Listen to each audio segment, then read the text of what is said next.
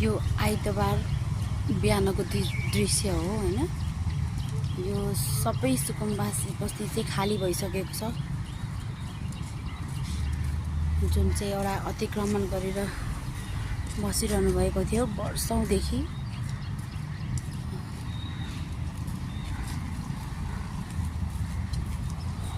यसरी भत्किएको अवस्था छ। अब हो यो जग्गा सरकारी कामको लागि अथवा हैन केही कामको लागि छिटो नै प्रयोजनमा आओस्। र एकदम आश्चर्य लाग्दो कुरा चाहिँ के भन्दाखेरि सबैले साथ नै दिनुभएको भनेपछि हिजो हामीले आफैले सामानहरू सारिरहेको दृश्य देखेका थियौँ हैन। र उहाँहरूलाई एउटा सुरक्षित स्थानतर्फ लगिएको भन्ने कुरा पनि छ।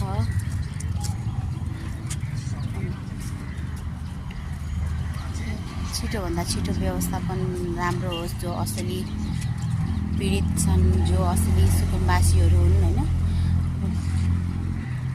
र हुकुमवासीको लागि चाहिँ नै होस् है, कारबाही नै होस्। यस्तो ठाउँमा पनि चाहिँ भाडा लिएको भन्दाखेरि त एउटा मानवकै हराएको जस्तो हो।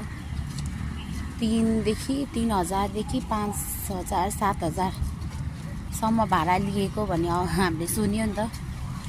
अचम्म जग्गा अतिक्रमण गर्ने, सरकारी जग्गामा घर बनाउने, फ्रीमा बस्ने हैन। अनि टहरा कसैको त पेसा नै रहेछ। ओ माई गॉड, सुन्दा पनि आश्चर्य लाग्दो के है। र अर्को कुरा त यहाँ पनि हामीलाई त जस्तै एउटा हुन्छ नि पालिकामा अथवा मेट्रोपोलिटनमा मात्रै मेयर उपमेयर हुन्छ भन्ने सोचेको थियौँ है। तर यहाँ त गाइज भित्र पनि मेयर उपमेयर वडा अध्यक्ष के हो रे क्या।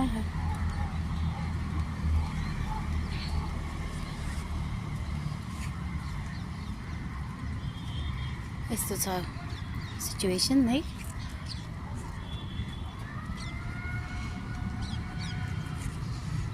ल गाइस, पानी पर्ला जस्तो भएको छ आज आइतबारको दिन।